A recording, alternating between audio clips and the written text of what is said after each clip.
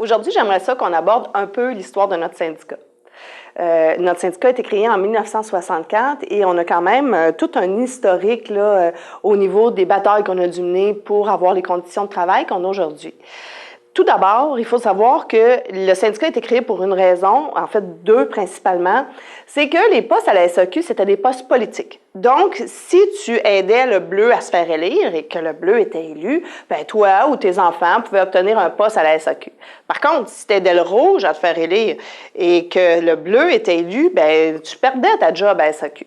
Donc, ce que ça créait, c'est que les gens n'avaient aucune sécurité d'emploi, aucune stabilité et pas de chance de prospérer ou d'avancer dans l'entreprise parce qu'il n'y avait non plus pas de reconnaissance de l'ancienneté. Donc, c'est les deux premières demandes qui ont été faites, la sécurité d'emploi et la reconnaissance de l'ancienneté. Et suite à ça, ben, il y a eu des choses qui ont été ajoutées à la Convention. Il y a eu gain après gain à chaque négociation. Et ben, on a négocié plusieurs conventions. On a fait 17 mois et 28 jours de conflit de travail pour obtenir les conditions qu'on a maintenant. Il faut aussi savoir que depuis les années 2000, l'employeur, il nous demande de faire des reculs dans nos conditions. Donc, avant, c'était les employés qui essayaient d'aller en chercher. Là, on essaye encore d'aller en chercher, puis on y parvient, mais ça nous prend pas mal de mobilisation parce que l'employeur veut nous faire reculer. Bon, je vais vous donner des exemples. Actuellement, l'employeur, il voudrait enlever le plancher de poste. Qu'est-ce que c'est ça, le plancher d'emploi? En fait, c'est que dans la Convention, le nombre de postes réguliers est basé sur le nombre d'heures totales travaillées.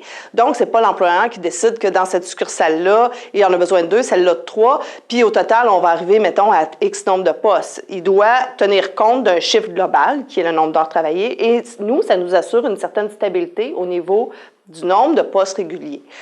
Si on baisse ce pourcentage-là, bien, ce que ça fait, c'est que évidemment, ça baisse le nombre de postes réguliers. Même chose pour le plancher d'horaire. On a un plancher d'horaire qui dit que les premiers 1371 postes ne doivent pas contenir les 2 jours de fin de semaine.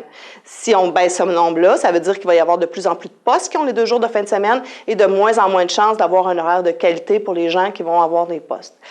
Il y a aussi, évidemment, la reconnaissance de l'ancienneté. L'employeur l'attaque de plein fouet en voulant pouvoir choisir qui va faire telle tâche ou tel poste ou tel horaire. C'est-à-dire que Paul est bon dans le conseil, le service à la clientèle, le conseil client. On va le faire travailler samedi, dimanche, même si Paul a 30 ans d'ancienneté, parce que ça va beaucoup mieux pour nous pour servir le client. L'employeur veut aussi nous faire des reculs sur la gestion des employés à temps partiel, sur leur garantie d'heure. Alors, vous voyez que la SAQ actuellement est en demande sur à peu près tout ce que les gens se sont battus dans les 53 dernières années pour obtenir.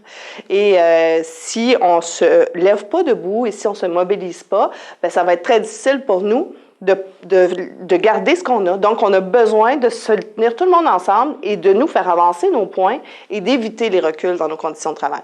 On doit être solidaire et il faut informer vos collègues de ce que l'employeur veut et de pourquoi on a cette convention-là aujourd'hui. C'est pas arrivé tout seul. Les gens n'ont pas fait 17 mois et 28 jours de conflit de travail parce que ça leur tentait de faire des manifestations puis de se promener avec des pancartes à moins 30.